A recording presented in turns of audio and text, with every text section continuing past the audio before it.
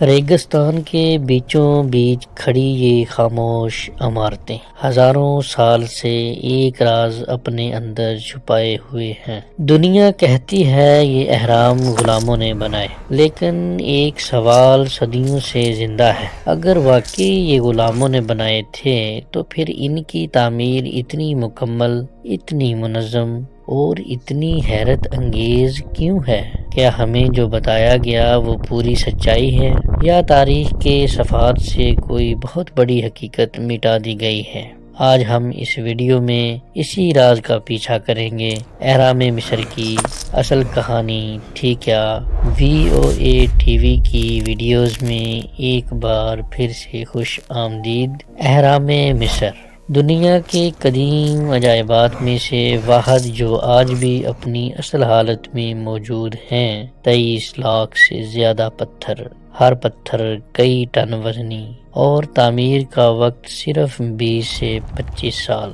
سوال یہ نہیں کہ اہرام کب بنے، سوال یہ ہے کہ اتنی قدیم تہذیب نے یہ ناممکن کام آخر کیا کیسے؟ اور سب سے بڑا سوال، کیا واقعی یہ سب کچھ غلاموں کے ہاتھوں ہوا؟ ہمیں ہمیشہ ایک ہی منظر دکھایا گیا، زنجیروں میں جکڑے ہزاروں غلام، کوڑوں کی مار، گرم ریگستان، اور فرعون کا بے رحم حکم۔ لیکن یہ کہانی آئی کہاں سے؟ یونانی مورخ ہیروڈوٹس نے لکھا ہے کہ اہرام غلاموں نے بنائے، لیکن ایک اہم حقیقت اکثر چھپا لی جاتی ہے۔ ہیروڈوٹس اس وقت پیدا بھی نہیں ہوا تھا جب اہرام بن رہے تھے، وہ اہرام بننے کے 2000 سال بعد مصر آیا۔ تو کیا ہم صرف سنی سنائی کہانی؟ ہیروڈوٹس اہرام بننے کے تقریباً 2000 سال بعد پیدا ہوا تھا، یعنی اس نے جو کچھ لکھا وہ اپنی آنکھوں سے نہیں دیکھا تھا۔ تو کیا ہم صرف سنی سنائی باتوں پر یقین کرنے آئے ہیں؟ اصل کہانی تب بدلی جب جدید ماہرین آثار قدیمہ نے تحقیق شروع کی۔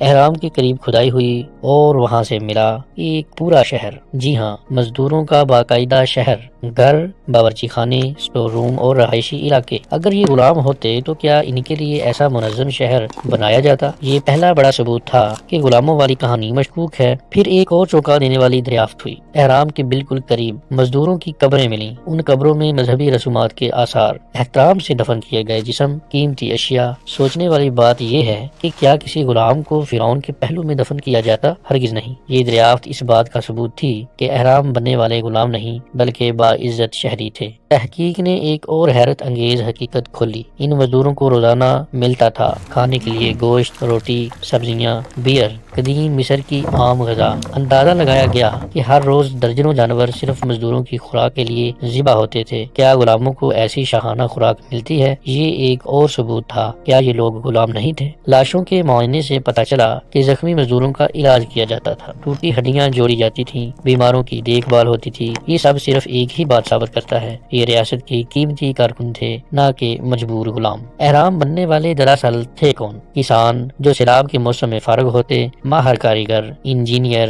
پتھر تراش۔ یہ ایک قومی منصوبہ تھا۔ اہرام بنانا سزا نہیں بلکہ اعزاز سمجھا جاتا تھا۔ لیکن ایک سوال اب بھی باقی تھا، اتنے وزنی پتھر اتنی بلندی تک آخر پہنچے کیسے؟ تحقیق بتاتی ہے کہ لکڑی کے سرج استعمال ہوتے، ریمپس بنائے جاتے، ریت پر پانی ڈال کر رگڑ کم کی جاتی، سینکڑوں لوگ مل کر ایک پتھر کھینچتے۔ یہ جادو نہیں تھا، یہ تھا انسانی ذہانت اور نظم و ضبط کا عظیم مظاہرہ۔ کچھ لوگ کہتے ہیں یہ کام انسان نہیں کر سکتا تھا، ضرور کسی خلائی مخلوق نے مدد کی ہوگی، لیکن اصل سچ یہ ہے ہم نے قدیم انسان کو ہمیشہ کم سمجھا، جبکہ حقیقت یہ ہے کہ وہ حیرت انگیز طور پر ذہین اور منظم تھے۔ تو ہزاروں سال پرانے سوال کا جواب یہ ہے، اہرام غلاموں نے نہیں بنائے بلکہ آزاد، تربیت یافتہ اور باعزت مصریوں نے بنائے۔ غلاموں والی کہانی تاریخ نہیں، صرف ایک افسانہ تھی۔ اہرام ظلم کی علامت نہیں، انسانی عظمت کی علامت ہے، اور شاید یہی اصل سچ ہے۔ اگر آپ کو یہ تاریخی سفر پسند آیا تو ویڈیو لائک کریں، چینل سبسکرائب کریں، اور بتائیں اگلا راز کس موضوع پر کھولا جائے۔ کمنٹس میں ضرور بتائیے گا۔ تب تک کے لیے اللہ حافظ۔